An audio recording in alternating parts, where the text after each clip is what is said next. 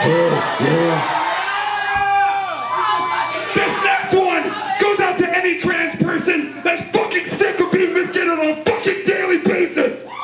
Pansy Fest is an annual 3-day music festival that takes place in Asheville, North Carolina.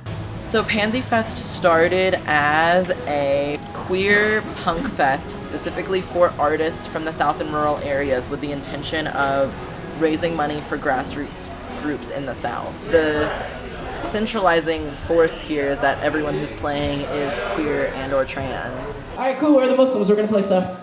It pushes against like this narrative of the South being just like, oh, it's just all ass backwards. Even though a lot of our elected officials are still very ass backwards. This song is called Arena. We drove 17 hours to get here, and on the drive there we were talking about like, what other trans people do we know? And we realized that we knew like 5 bands that had trans people on set. Are y'all ready for a show? Yeah? Okay, cool. I think a lot of us probably have been the rejects at some point. To make space for all of these, all the deviant folks who are living out here in the South who don't feel like they have a home and don't feel like they've got a space because it's overrun by rednecks that just feel a lot safer here. By rednecks, I mean racist, but There needs to be more radical queer space in this world, and there needs to be more just like claiming of that space, even in places like this where Asheville is like this liberal utopia that stands to be checked, you know? Pansy Fest is organized by the Pansy Collective. Today is Trans Day of Remembrance. We're doing this for all of the trans people who have been murdered in the past year. With heavy hearts, we move forward. The best thing that we can do for ourselves is organize and defend each other because the state won't do it. So Pansy Collective is a group of queer and transgender artists and musicians in Asheville. Well, the collective itself spawned from the fest. We collaborate and we organize like music events. In addition to that, we also host wrestling events from time to time. Thank you all so much for coming out to this. This is Dead Name, and as I'm sure some of you have figured out, I'm not the singer. I couldn't make it. I'm filling in for them. And all of it's like with the goal to like help like provide like queer and trans artists with like a platform, as well as like raise money for resources. Because just like the music scene, queer people who are trying to do organizing in the South don't have the access to the same resources that you might find like grants or just general, large-scale networks that you would find in bigger cities. How many people about are in the collective? There's quite a bit, isn't there? Yeah, I'd say there's quite a bit at this point. I actually have to think about that number. I'd say at this point it's like at least 10. There's no hierarchical structure or any like appointed leader. Our decision-making processes are consensus-based, so there's not one person. It's not hierarchical. There aren't people who are on the board and then people who answer to them. Everyone, for the most part, works together. Pansy Fest 2019 took place from August 23rd to 25th. And featured 35 different artists. This year, the fest was a bit different. Yeah, so it's really interesting. I mean, I think that the first couple of years we felt staunchly that DIY to us means literally doing it ourselves. Like in years past, like we refrained from like reaching out to like nonprofits and taking other avenues for getting resources. At the beginning, I was like, oh, if you're going to play this fest, you need to be down with donating your time and energy because we're all, as artists, should be looking to support activists in community and be activists in community. There was a lot of discussion around like making sure that like everyone was fairly compensated. Through the support and guidance of some artists of color who we've booked, have kind of shifted our focus and instead decided that like we can actually tap into these networks that we've maybe distanced ourselves from on principle in order to get more money, get more support so that we can pay more people. And actually the radicalism doesn't come from on principle distancing ourselves from grants and funding, but from using our positions to reallocate resources to even more marginalized artists. Anjali is an artist from rural South Carolina. They perform under the name Diaspora. At that point, I was really, really frustrated with white bookers, and I was just kind of like refusing to book unless it was on my own terms.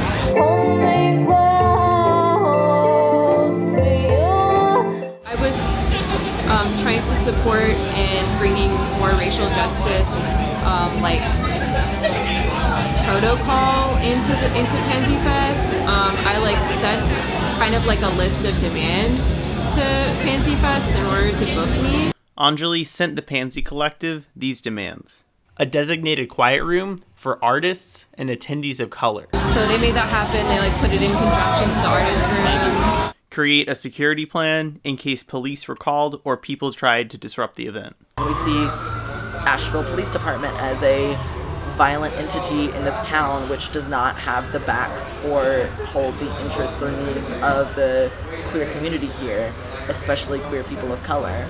And they provided like a de-escalation team and a security plan to make sure that like if the cops were called or like whatever, that there would be stuff in place to protect people. Guarantee queer and trans artists of color the money they ask for and to not negotiate. If they didn't have enough funds already, then they had to fund from their friends and their white friends and family because reparations are punk. It's with the intention towards raising money for reparations and mutual aid, which is very punk to me. That is a very central value to this. An organizer that has the specific role of advertising the event in communities of color. I was just trying to make sure that I would have people of color showing up to my show. And a sliding scale payment plan for Anjali, as well as a reduced ticket price for people of color attending the night Anjali was performing. They could pay me less if they booked more people of color, and they would have to pay me more if they didn't book as many. I'm so glad to be here. I think this is a really supportive environment that I was booked in, and I'm really glad to see a lot of people of color being booked here. I think that's very, very important. If you want to make a thing more open to more people, open it up genre-wise, I think is the conclusion we came to. Yeah, I'm fucking that word, hell-bent after bigger rich, hell-bent on chaos, nigga, that's my day job. And the way that we book artists is we have open call, people apply, and then we listen to people, and the music that we're stoked about is what we end up booking.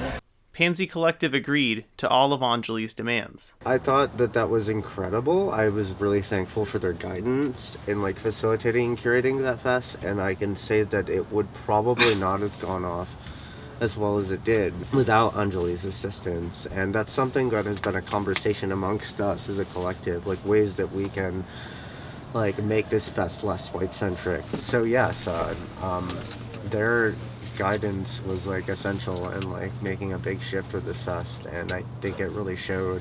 But Anjali's concerns seem to represent a larger issue within punk and DIY culture. I felt uncomfortable at several shows that I played on tour, my own tours. That's honestly why I put all these like demands into Pansy Fest. Like I've been trying to kind of alleviate myself of some of these things.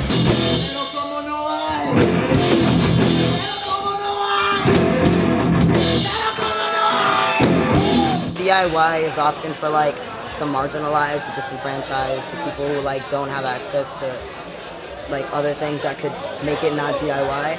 It's a common thing that I see even in like Brooklyn, where like you go to a place that's like predominantly POC, predominantly black, and all of the punk stuff, all of the things that have to do with like radicalizing people and like getting people involved in political ways and DIY shows and things like that, they're often led by these white men, because most of the time like that's like, when it comes to accessibility, white men are still going to have the most accessibility regardless you know? The song's called Fuck the System, CIS System. Yeah, I mean, I think like white dudeness is very much so the culture of DIY scenes. It makes sense in terms of like when you think of punk history, right? It's like there were a shit ton of black punk bands, of brown punk bands, of queer punk bands that really shaped what the entire culture was, that white dudes took from, sourced from, and then stood on top of and were able to get famous because of white supremacy. It's just that simple. Will you leave us a Yelp review? We don't have a Yelp. The song's called Male Supreme, and it's about white supremacy.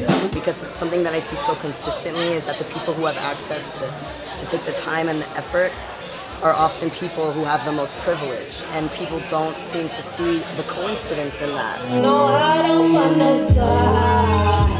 If you know my way, you'll start being afraid. Basically, we don't have as many volunteer hours on our hands to just like fuck around and think about like donating our time to things.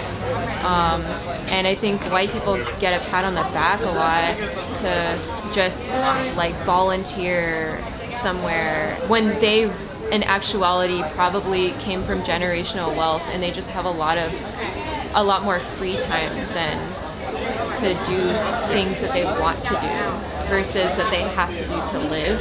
It's often like, I want to go out, I want to go to the show, but I know it's going to be predominantly white.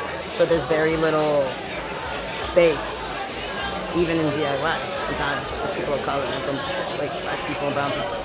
So anyway, I'm also trying to organize other artists to like be about their own rights. But sometimes you do love things so much that you believe in the change and you are working on the change. And so it is really, really important for us to not glorify DIY. We're still evolving, and evolving is beautiful. It's also very hard. I think it's important to continue doing it though. I think it's important that like I have to work past that and I have to be part of the change that makes a DIY space more acceptable to everyone. Because if I'm not doing it, no one, like someone's gotta do it, you know? So I think that like every single fucking person of color who's like out there like playing shows and doing all these things is really like building a path towards something that can become more inclusive, actually like safer.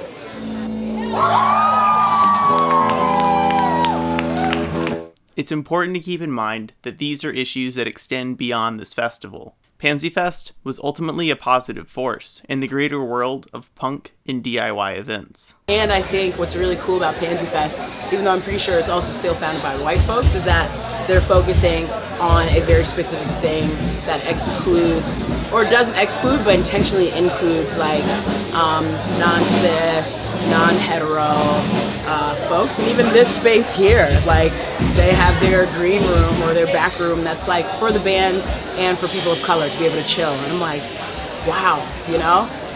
And it sucks that you've got to be that straightforward and intentional, but I think in order to really combat the system that we all live and we all function in and we all internalize, you've got to be that intentional about it. You've got to be that intentional. And so I love Pansy Fest for that reason.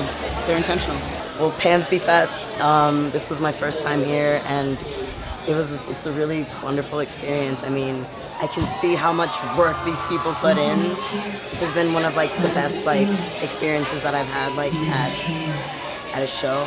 People were telling me like that it was the best fest they had attended in their life, and I've never heard that with like anything like that I've been a part of organizing.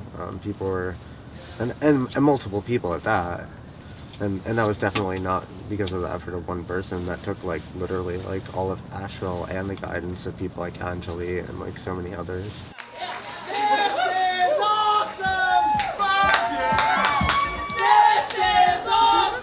And it's worth mentioning that this year we have decided to support SEMA, which is a local grassroots group that supports undocumented people and does advocacy for undocumented people in Western North Carolina. This year we donated almost $5,000 to SEMA.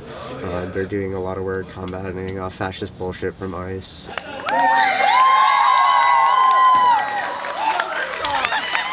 We're just now getting together and having meetings, like in regards to like what we're gonna do as a collective for the future, as well as next year's Pansy Fest. But like having great bands, having big bands, that's awesome, that's wonderful, but it's just a bit more or less about the environment we're creating.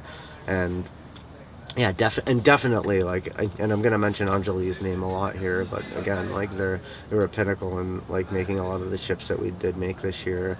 Now I'm kind of like, oh, maybe it's DIT, maybe we're doing it together, and that looks like tapping into whatever you have access to in order to redistribute it, especially if you're a white artist.